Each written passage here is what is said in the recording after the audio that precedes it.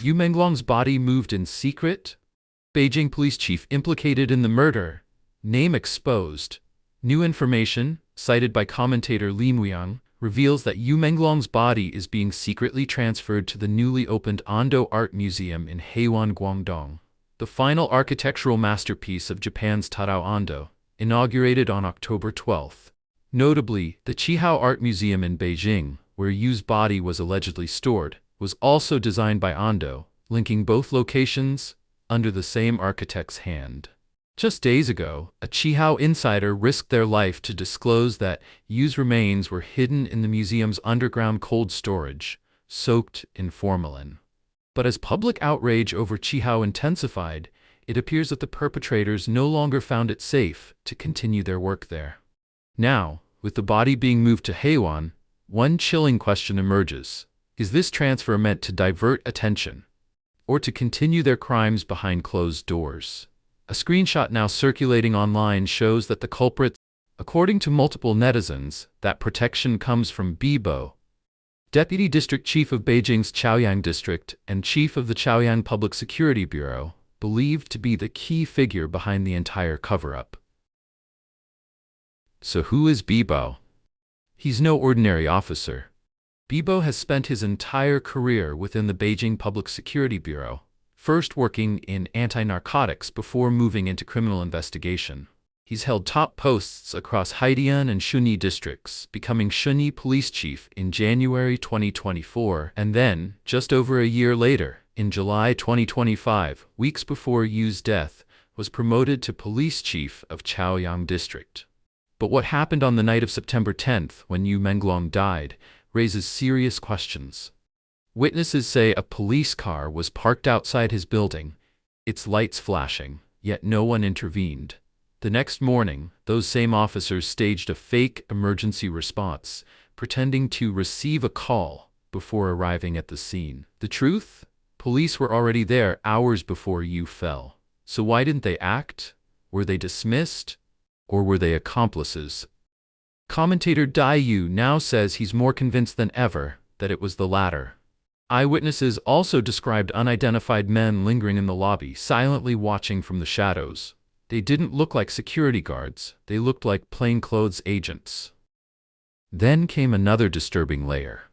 During a September 23 live stream, British psychic Tai Williams claimed that Yu Menglong's own spirit mentioned bad police officers present that night, the ones who hurt him. All signs point to the same conclusion: the direct involvement of police under the authority of Bibo, Chaoyang's top law enforcement official. That means this was not the act of a few rogue individuals, but a coordinated operation, likely requiring high-level approval and participation. Still, as Li Muyang points out, a district police chief in Beijing isn't all-powerful. Bibo's rise depends on those above him, which means there are bigger umbrellas shielding him. At least two major figures have now come under scrutiny. First, Kai Chi. Once Bibo's superior, Kai Chi is now a member of the CCP's Politburo Standing Committee, one of the most powerful men in China.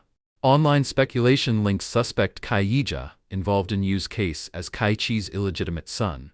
If true, Bibo's loyalty becomes obvious. Protecting him was protecting his patron's family. Second, Ji Guangguang, real name Li Ming, confirmed by multiple sources to be the grandson of former Chinese Premier Li Peng. Though Li Peng has long passed, the Li family's influence remains immense and deeply entrenched. With two colossal umbrellas, Kai Chi and the Li family, shielding those involved, the actions of the Chaoyang Police Bureau suddenly make perfect sense. Bibo would never dare to offend either faction, and may have used the Yu Menglong case as a way to curry favor and prove loyalty to both power blocks. Evildoers rush to erase all traces of money laundering? Public attention on the Yu Menglong case has cut straight into the CCP's main artery, a blow the party might never expected. The evildoers are in panic, scrambling to erase every trace of evidence. Just days ago, a report surfaced that the Qihao Art Museum was preparing to destroy Yu Menglong's body, an act meant to eliminate the most crucial proof of all. Analysts warn that his remains are the key evidence in this entire case, urging everyone to keep their eyes on Qiang Museum and ensure that those responsible have no chance to escape. And now, commentator Li Muyan has revealed another disturbing twist. A suspicious fire broke out on October 14th in Jiaozhou, Shandong. Yesterday, online searches still turned up plenty of related reports. Today, most of them are gone. According to mainland netizens, the blaze erupted around 5 a.m., raging for 12 hours. In videos, thick black smoke poured from the windows of the three-story Dexin Xianyang Trade Market on 96 Donglu Street, while fire trucks doused the streets with water. When the flames died, only the steel skeleton of the building remained, debris and standing water everywhere. People believe the fire was no accident. It was likely set deliberately before dawn to destroy financial records of shell companies. These same perpetrators had registered multiple military-linked shell companies in Jiaozhou under the names of well-known celebrities. Now, under the pressure of public outrage, they are terrified and are burning the evidence. Meanwhile, reports claim that the CCP dismantled the exhibition inside Beijing's Red Brick Art Museum under cover of night. The show had opened on March 22nd this year and was supposed to end August 31st. Yet just before Yu Menglong's incident, it was mysteriously extended to October 8th. Even then, it was never officially closed. Instead, the entire exhibition was quietly taken down at night. This action raises the question, if there's nothing to hide, then why did they have to take it down in the dead of night? But today's spotlight falls on a new figure, Kan Xin, rumored to have been Yu Menglong's girlfriend, and possibly a planted spy sent to monitor him. Kan Xin, the lover who led Yu Menglong to his end? In 2021, celebrity paparazzo Zhao Demingbai caught footage of Yu Menglong attending a private gathering with a mysterious woman. The two looked intimate, holding hands, crossing the street affectionately. The next day, they were seen dining again, chatting with friends outside, when the girl suddenly threw herself into Yu's arms. Yu Menglong hugged her close, gently patting her head. A tender, almost cinematic moment. Soon afterward, the woman was identified as Kan Xin. At certain angles, her looks resemble Song Yiren, leading some to speculate that they were the same person, but they're not. According to online sleuths, Kan Xin's relationship with Yu Menglong might not have been out of love at all, but for another purpose entirely. Now suspicions are growing that Kan Xin was planted beside Yu Menglong as an undercover operative, keeping him under surveillance. It's even alleged that the USB drive containing Yu's money laundering evidence was betrayed by Kan Xin, who tipped off the perpetrators. Public records show Kan Xin hails from Xianing, Hubei. In 1993, she took an 8.4% stake in the Beijing TAIWAN Jingxi Technical Research Institute, a company with 5 million yuan in registered capital. A graduate of the Tianjin Conservatory of Music, she later entered the film and television industry, signing with Beijing Wannian Jinni Culture Brokerage Co. Ltd. She was even nominated for the Golden Rooster Award for Best Supporting Actress. A widely shared photo shows Kan Xin sitting on the floor, holding her Golden Rooster nomination certificate, flanked by Xin Qi and Cheng Qingsong. Their comfortable posture can predict their close relationship.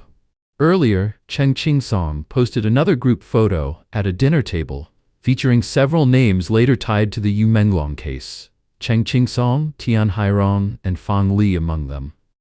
In that same photo, Cheng's released guest list also included Kan Xin, believed to be the woman in black standing behind Fang Li on the right. Online discussions have reignited old suspicions. Some users recalled earlier claims that a woman had been deliberately planted at Yu Menglong's side, posing as his girlfriend while secretly monitoring him. According to those accounts, she has since been paid off, sent overseas, and may later be brought back to accuse others on command. Others pointed out Kan Xin's unusually close relationship with Cheng Qingsong. They noted that in 2020, just days before filming began for Kui Jian's movie The Drifting Wenying, it was Cheng himself who personally recommended her for the role. The following year, Yu Menglong was photographed with a supposed girlfriend, and by 2022, that same woman, Kan Xin, received a Golden Rooster nomination for Best Supporting Actress for her performance in that very film. Some netizens said the timeline fits perfectly. They had long wondered who the mysterious girl was holding little Yu's hand in 2021, and why she vanished completely afterward. For nearly 2 years, there was no trace of her anywhere online. When Yu finally reappeared in 2023, he looked restricted and withdrawn, nothing like someone enjoying a happy relationship. To them, the picture is now clear. He was lured through romance, trapped by deception, and ultimately betrayed. For Yu Menglong, it was really a tragedy. Whether Kanshin really was a planted agent remains uncertain, but her deep connections with Cheng Qingsong, Xin Qi, Fang Li, and Tian Hairong have undeniably raised red flags. If she truly was a mole, then Yu Menglong's torture and death mirror the Chao Renliang case, both men betrayed by insiders, both killed under torture. The evil perpetrators' murder code words decoded, and commentator Li Muyang has uncovered yet another chilling clue. The killers carefully premeditated how to torture and murder Yu Menglong, even using coded language in public online posts to coordinate their moves. On August 31st, an account on Xiaohongshu named Little Red Rat 6003C32E posted a bizarre, seemingly meaningless message. It began with 2 strings of letters, only X and Z, followed by gibberish: Z 3 lives 3 worlds, 10 miles of peach blossoms, say cut, let meat go up, day person, sleep, ask ticket is ask ticket, it's up day person sleep, ask ticket is ask ticket, it's up day is deal with person. But one user replied, next week or the week after we catch him and rectify this kid. During this period, contact the organizers, regroup, then catch him and rectify. Catch 3 lives 3 worlds, 10 miles of peach blossoms means deal with the witness. Is that the right interpretation? Many asked what the cryptic post meant, but the original poster never replied. Later, netizens fully decoded it. The 2 strings of letters they found translated to next week or the week after next, catch him and rectify the kid. During that time, locate the organizers. Once caught, rectify him. 3 lives 3 worlds, 10 miles of peach blossoms is a drama starring Yu Menglong, so the kid clearly referred to him. The timing matches. August 31st fell on a Sunday, meaning next week or the week after, pointed directly to the week of September 11, the week Yu Menglong was killed. As for the rest of the nonsensical text, analysts took the first letter of the pinyin of each Chinese character. When rearranged, a horrifying message emerged. Fan Shiqi sends people to the Japanese community to film the slices. Cheng Qingsong arranges to send him for an autopsy to extract the USB drive. The body was reportedly removed from the site and discreetly disposed of. Then the witnesses are cleaned up. From this, it's clear the killers had long plotted every detail of Yu Menglong's torture and death. Their cruelty was deliberate, calculated, and evil to the core. And yet, these criminals were so arrogant that they thought no one could ever crack their code. They conspired openly online, hiding murder plans in plain sight. But they were wrong. The cipher they believed unbreakable has now been deciphered.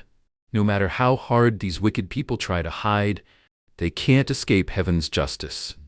Boycott turns revolution? Breaking developments on The Spark, the film starring Tian Hairong, who was involved in Yu Menglong's death. In our last episode, we reported how the movie faced an intense public boycott. Now new revelations expose just how desperate its producers have become. Because the film completely failed to attract young audiences and parents, the team behind it reportedly turned to a tactic, inviting elderly citizens to watch it for free.